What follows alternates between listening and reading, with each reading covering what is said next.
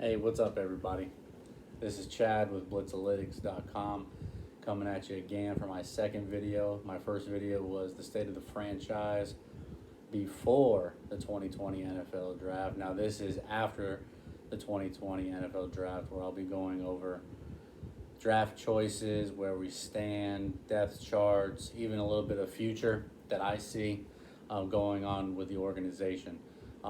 So make sure I would love it. I'd appreciate it if you hit like, subscribe to my channel at Dolphins_Beast. Same thing, you can follow me on Twitter at the same handle, Dolphins_Beast. I'd greatly appreciate that. So without further ado, let's get right into it, guys. So the first thing, first pick, fifth pick in the entire draft, Tua Tagovailoa, quarterback out of Alabama, much talked about. Obviously this could be a very, very huge move for the franchise, getting a quarterback like Tua. He's really on the field, accurate passer, leadership, exactly what they want, alpha male. Even after the post conference, video conference I was watching, one of the first few things he said was that he was going to get the phone number to all the players and develop a relationship. That's what a true leader does.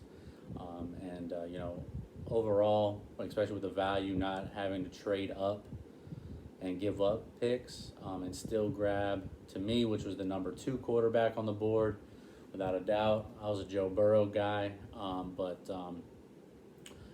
very pleased that they picked Tua Tagovailoa as the future franchise quarterback. I was a little bit worried about the pick originally when it first came through because of the injury background in the past. Just because as a Miami Dolphins fan for a very long time, I've never seen that current front office or regime actually put the effort into actually protecting the quarterback, even with Ryan Tannehill. I've seen it, and I was a little worried in the beginning. But as the draft came on later and later, I actually started to get more and more confident in the pick of Tua Tagovailoa. So let's go on to the second pick that the Dolphins drafted. 18th overall, left tackle out of USC, Austin Jackson, big 6'5", 322-pound left tackle. I had him personally rated as the 5th tackle overall. He's very young and raw. There's no doubt on tape he's missed a few things. He's 20 years old, though. Keep in mind he's 20 years old. The athleticism that he holds, though, is elite. So I know something about this regime. They have confidence in progressing the players that come in the house. And from what I saw result-wise last year, if I'm a fan, I would be definitely looking forward to the progression for Austin Jackson, because he does have a high ceiling. My player comp for him would be Teron Armstead, left tackle for the New Orleans Saints. Pretty athletic left tackle. That's, and obviously, and I'll get into where that futuristic, what that looks like on left and right tackle. Now that we have a quarterback that's left-handed, it does change things a little bit, without a doubt. At the moment, they're looking at him at left tackle. Now, let's see, with that as well, that does fill the void, keep in the back of your mind, that fills the void of Laramie Tunsil, because that's something I'll get into in a little bit. Third first-round pick was a shocker to me. At 26, they moved back, acquired a 4th-round pick to move to 30, and they picked a corner out of Auburn, Noah Igbenogany. I'll probably call him Iggy from now on. But he was a shocking pick where I did some scouting on him. I didn't have him as a first rounder, but the more I actually looked at it, because he's only been a cornerback for 2 years. He was a wide receiver before that. His parents were both Olympians, very athletic cover corner, press coverage strong as well. He's a little over 5'10", 198 pounds. Does a lot of things really well, but his coverage skills are above average. They really are. And something that I saw firsthand and everybody saw being Dolphins fans, if you watch, especially towards the tail end of the season, was a progression of like the undrafted rookie free agent Nick Needham. And I put him with Noah here, and I feel like if they can do what they did with Nick Needham, they can definitely do that for Noah. So I definitely feel like this was a shocking pick, but I could also understand it. Also think of it like this, as an organization, when you talk about a first round draft pick, if you drafted, say, a running back or another position, that fifth year option is kind of important with a corner, because cornerbacks get paid a pretty nice amount. And so that fifth year option could actually pay dividends and saving millions of dollars years from now, as long as he pans out, of course. But that really forms a really nice tandem, or actually trio, at corner. With Xavier Howard, first and foremost, was injuries. It's also a good depth move as well. So now you got Byron Jones, the free agent acquisition at the first corner. You got Xavier Howard as your second, and then Noah Igbenogany as your nickel. And then that leaves kind of more of on the outside, the boundary corners. You're pretty much looking at like a Nick Needham, and then pretty much a battle. Look out for the old third round pick a few years back, Cordea Tankersley, coming off of injuries. He could make the team this year, but it's getting to the go time for him now. So that's your first round. You've got all three of those picks. Really like the first round in general, and this is where I think the second round is kind of where I said, this is now I can start seeing the trend of what they're going to do, because at that time, yeah, they got a raw left tackle to protect Tua, which is a good thing, but then they come right back in the second round, pick 39 from Louisiana Lafayette, Robert Hunt. This was actually, I had probably about 5 or 6 players scouted that I really wanted the Dolphins to get.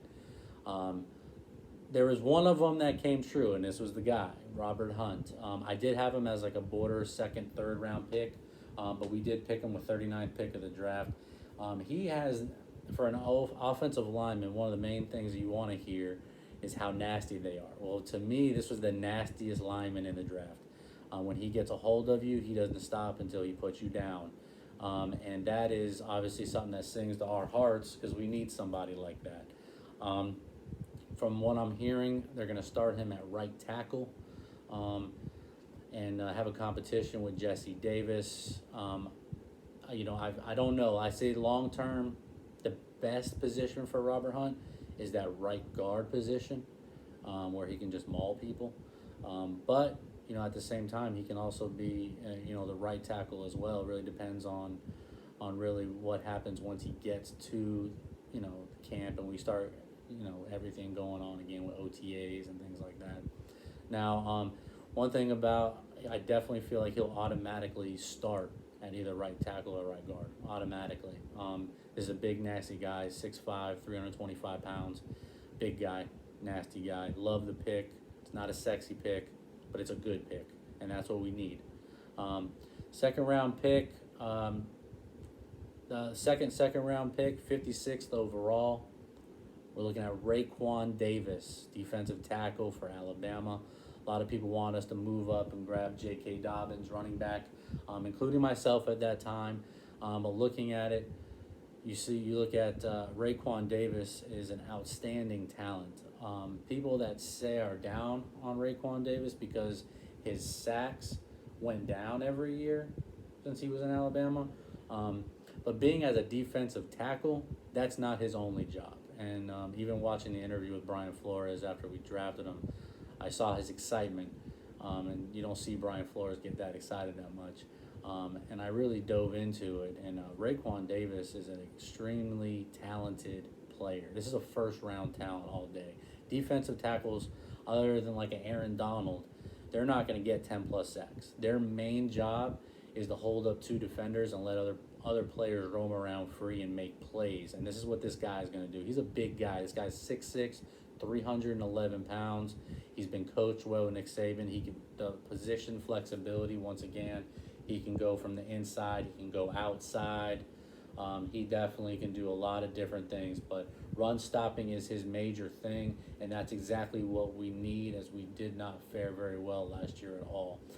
So right there, even like when we do a three-man front, look for a big three-man front to stop the run. Look for Christian Wilkins, Davin Godchaux, and Raekwon Davis to be that top three. Now, I really love that pick. I really do. Then going to the third round, pick 70 in the draft, Brandon Jones, safety out of Texas. This guy, he is something. When I saw on tape, is he's always around the ball. And he's very technically sound. He tackles well. He covers well. Last year, he showed he can play in the slot, actually cover corner, cover the wide receiver as well in the slot, which is a good thing. Think the role that Brian Flores wanted Minkah Fitzpatrick to play, and he didn't really want to play that position. Well, Brandon Jones fits that bill, and imagine Brandon Jones now filling Minkah Fitzpatrick's shoes. He will be all over the field. He will be playing free safety, strong safety, cornerback. He's a high work ethic, good technically sound safety. I expect to take a starting job over the next year or so for sure. McCain and Rowe definitely have someone on their back, he definitely has a chance to creep in. He'll definitely get some playing time instantly as a rookie. Pretty high expectations for Brandon Jones. He hits hard as well.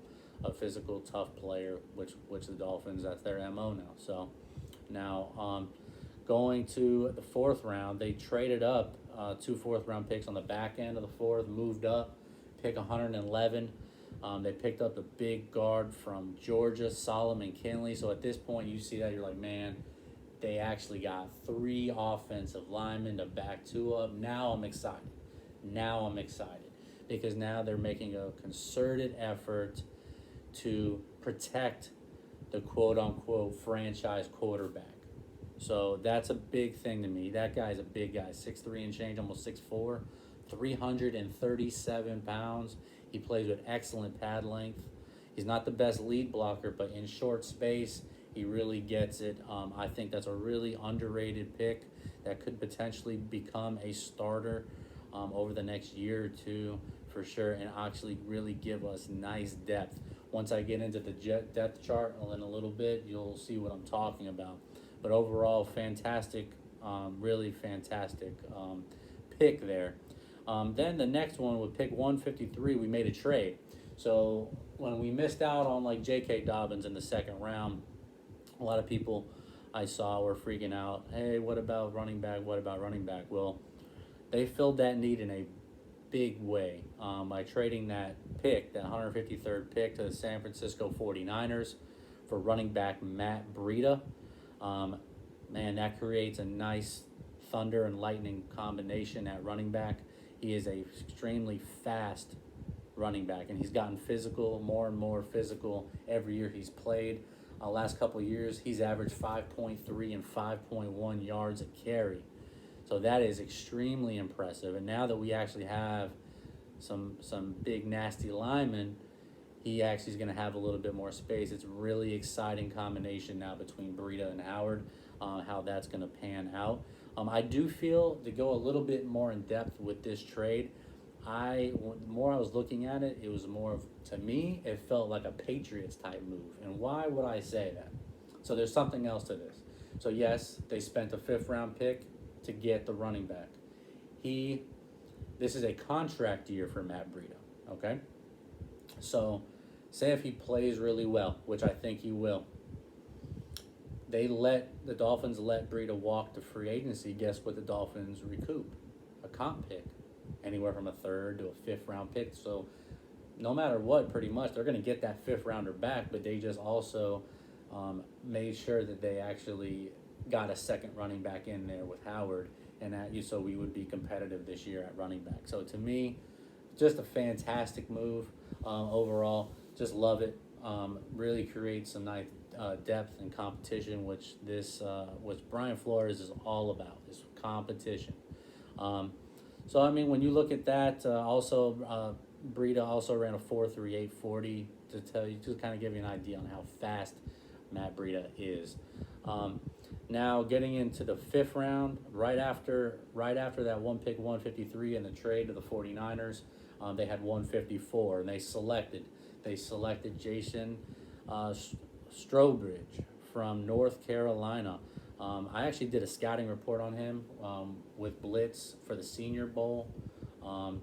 Big guy, 6'4", 275. Think of it as a mold of two of our free agent acquisitions, Shaq Lawson and Emmanuel Ogbah.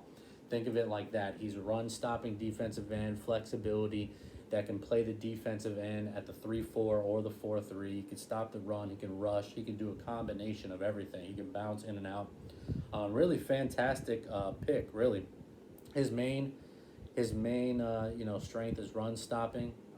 But he's got a nice combination of speed and strength to go along with it. I think that's once again an excellent pick. Now, this is where I was really shocked on how the next guy that we drafted dropped so far.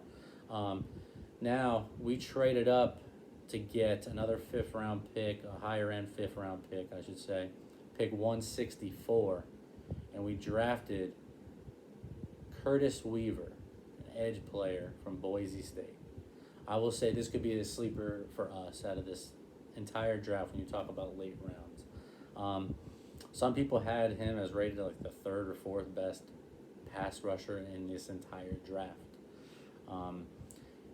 6'2 plus, almost 6'3", 263 pounds. Very good in advanced pass rushing skills. Obviously, he needs to work on other things. That's probably why he dropped. He was told, and a lot of people, were under the impression this guy was a first to third round pick. So we get him in the fifth round. So he's definitely somebody to look after. I can't really say enough about him. He is actually the Mountain West Conference all-time sack leader with 34 sacks in his collegiate career, along with 13 sacks last season. So he can definitely provide some punch for the Dolphins, and definitely is a developmental starter at some point over the next year or so. He's going to get a lot more playing time as long as he puts in the effort. Now, sixth round, this is where I kind of got a little crazy. Sixth round pick 185. We selected a long snapper, Blake Ferguson. First, I was taken back by a little bit. There were some guys on the board I liked still. But they actually, the next day they released Tabor Pepper, who was their long snapper for the last season. So Blake Ferguson instantly becomes the long snapper for the team. So he'll make the team more than likely. As a long snapper, one thing I've heard about Blake Ferguson was that they call him Hype City. So he gets everybody hyped up. Gets everybody hyped up. That to me is always something I love. I love getting hyped up. I love football teams getting hyped up. That's what they should be with football. So to me, great guy. From what I've seen, great guy, hypes people up, long snapper. Sixth round, could it be a little bit of a reach for a long snapper? Sure. But, they covered a lot of holes up until this point. So then a very interesting pick. Seventh round pick 246. Hybrid player, really. I mean, quarterback, wide receiver, running back. The team actually lists him as a running back. He's 5'9" and change, 181 pounds. Malcolm Perry. So it's interesting. He runs pretty fast. He does different things. Seems like he's pretty elusive. Don't know where this is going to go. Seventh round pick. He's going to have an uphill battle making the team. We'll see what happens with that. Good luck to him. He seems to be a little bit of an exciting type player. Looking at some film of him. I know he went to the Senior Bowl. The Patriots were on his tail as Bill Belichick had the most interest in him. So that might be something. But definitely I'm excited to see if something creates with it. But with our depth, looking at wide receiver and running back now, I don't know if he makes the team. He might make the practice squad. If he goes to the practice squad, he could get scooped up by the Patriots. I don't know. Real fast, then we have, after that, seventh round pick the last pick that we had, we actually traded it to the Seattle Seahawks for a sixth round pick in 2021, next year's draft. Couple things I'll look at real fast. Um, and here is the undrafted rookie free agents that we signed. We've signed 10 of them. A couple of them stick out to me. One of them I actually did a scouting report for Blitzalytics. Defensive tackle, nose tackle Benito Jones, 6'1", 316 pounds. Doesn't have the longest arms, but he has a tendency of shooting the gap pretty well. I personally had him rated as like a 5th-round pick. So to see that we got him on a UDFA, which the Dolphins have had some pretty good success over these last couple of years, I think that one might sneak on the team, to be honest. Another one that I kind of saw too, a couple other ones really.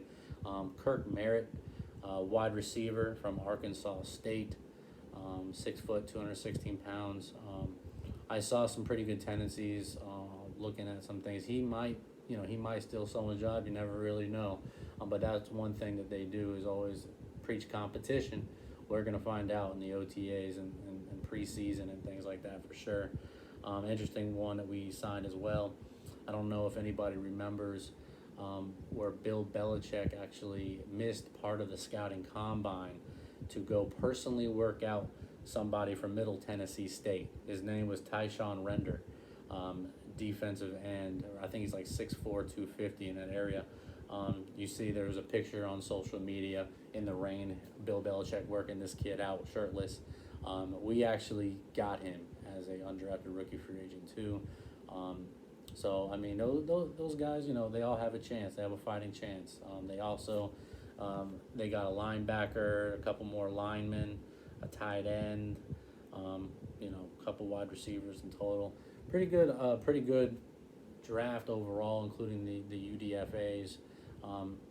That really, now when you look at that and they got that much talent from not only free agency, but now this draft in total. And imagine they still have the 2 firsts from next year, the 2 twos from next year.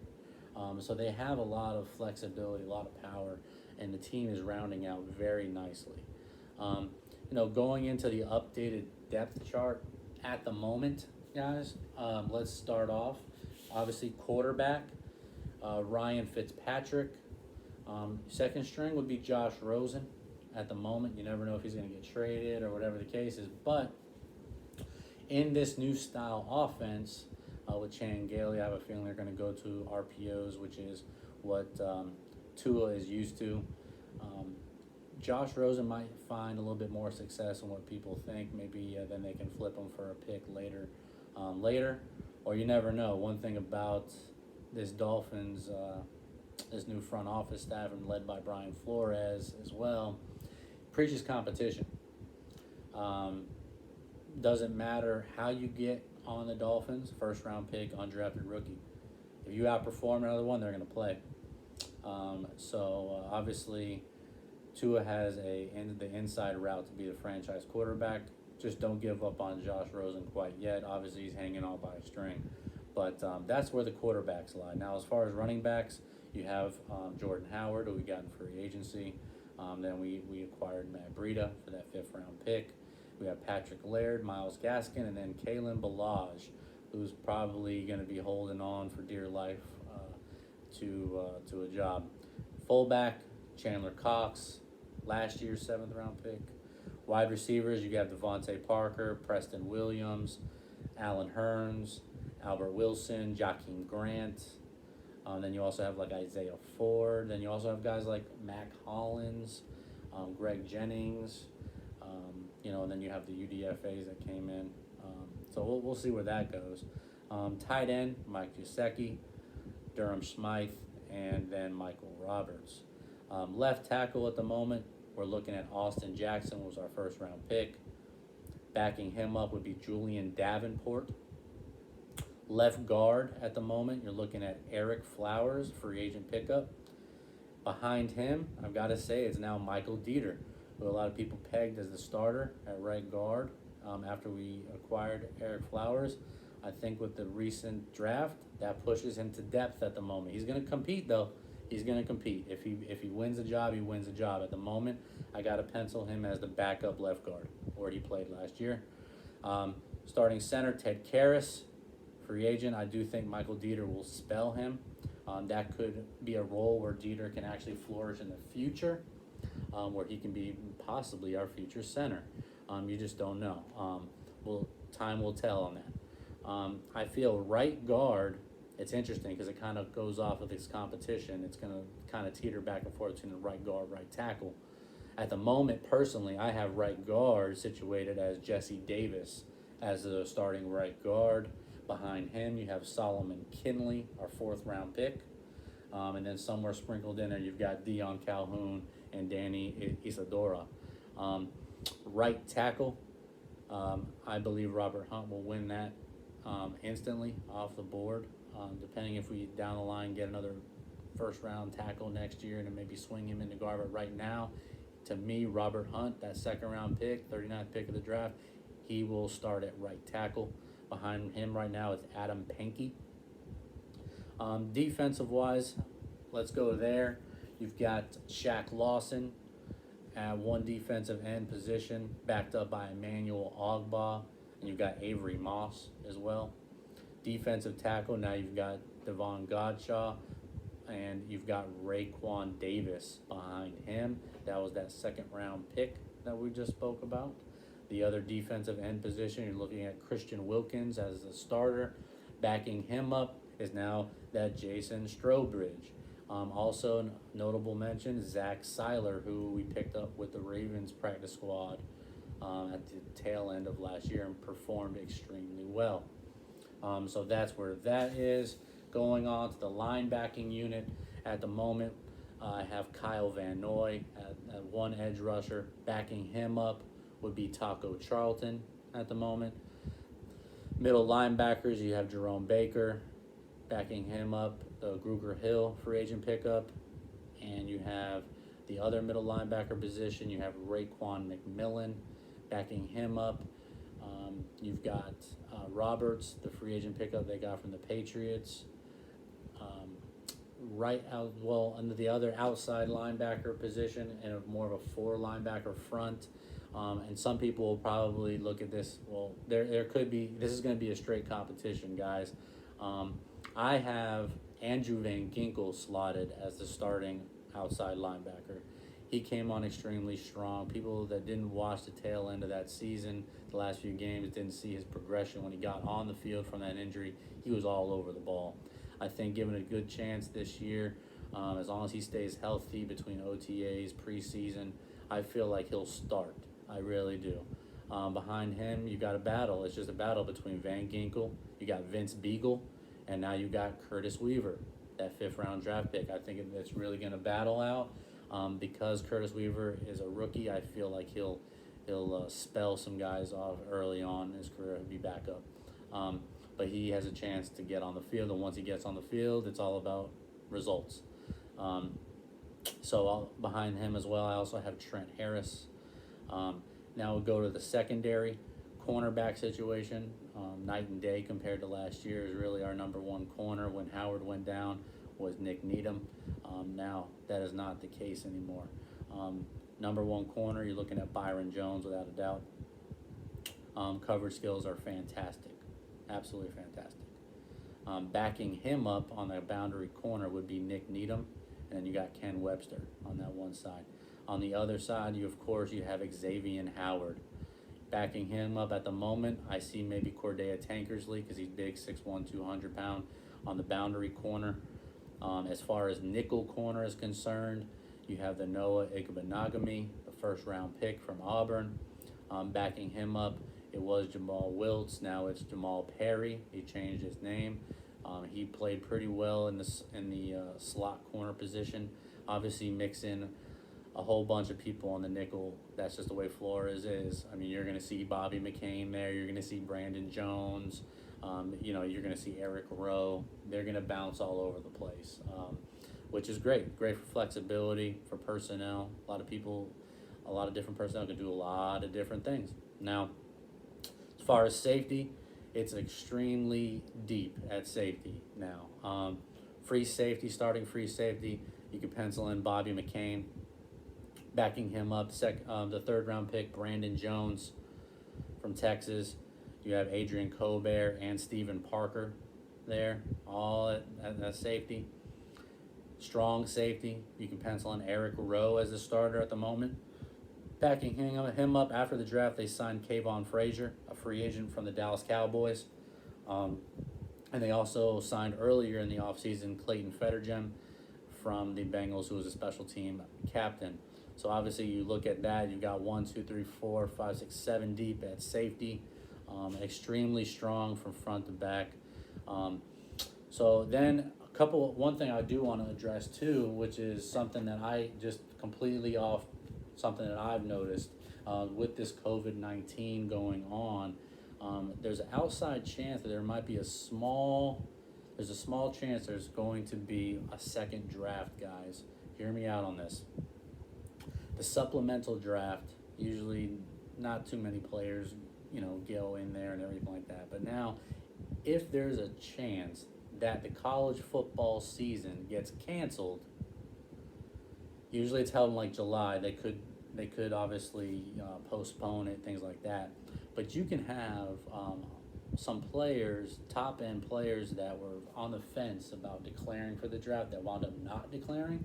They can actually declare for that supplemental draft, and it would credit towards the 2021 draft choices. So some players that could be out there in a few months still would be Devonta Smith, wide receiver from Alabama. Obviously, speedster, wide receiver, already has continuity with Tua Tagovailoa. I feel like that if something like that can happen, it could really take this team even farther.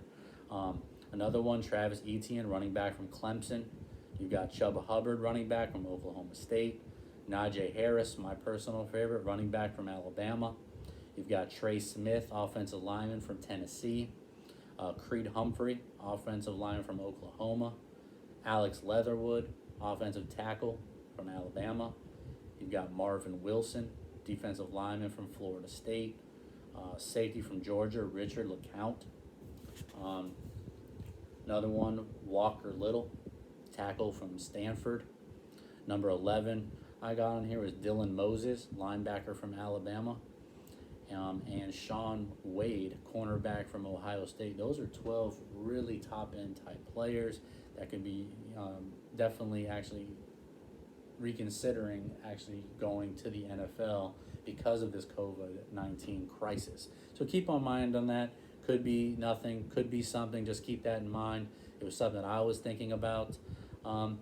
Before I sign off for the day, overall outlook for the Dolphins organization after the draft, understand that Brian Flores has fully changed the culture in Miami by breeding competition at every single position, guys.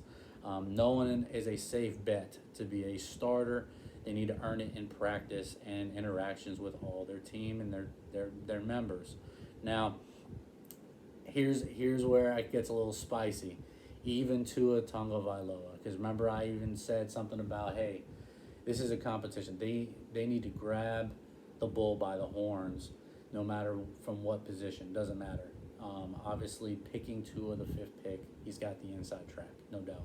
But what happens if next year's first-round draft choice that we have from, say, the Houston Texans, which they traded away, Deshaun Watson's blanket and Hopkins, what happens if he gets hurt or something happens? The Dolphins have their pick. What happens if it's a top 3 pick? What happens if it's a top 3 pick? And they also have their own first-round pick. What happens if one of those quarterbacks like Justin Fields, Trey Lance, even Trevor Lawrence is there? Do we pass them up or do we draft them and have a true competition maybe between two and one of them? All I'm saying is nothing's handed to anybody in this organization. Everybody can get hyped up over Tua and hyped up over everybody. It's a competition or it's a results game. So keep that in mind. It's a good thing because here's the thing. The Dolphins are here to win championships now, again, and that's big. That's been a long time since you really see that. That's their end mind. Whoever's going to be the man is going to be the man, and they're going to keep trying. Last year was their first year that they took over the regime. They got Josh Rosen with the 2nd-round pick. This year they get Tua in the 1st. I wouldn't rule out another quarterback in the first if something happens and Tua doesn't put his stamp on things. So, although obviously probably the smartest bet would be to rest Tua Tagovailoa as a rookie, especially if you're keeping Ryan Fitzpatrick and Josh Rosen on the roster. Probably shouldn't be a reason why Tua hits the field this year, gets healthy, and gets ready to roll. Now, I really do appreciate the time, guys. Be sure to subscribe to my channel. Follow me on Twitter. Both are Dolphins_Beast. I appreciate it so much. Thanks for listening. Hit like, subscribe. Looking forward to the next video, guys. Thanks. Take care. Bye.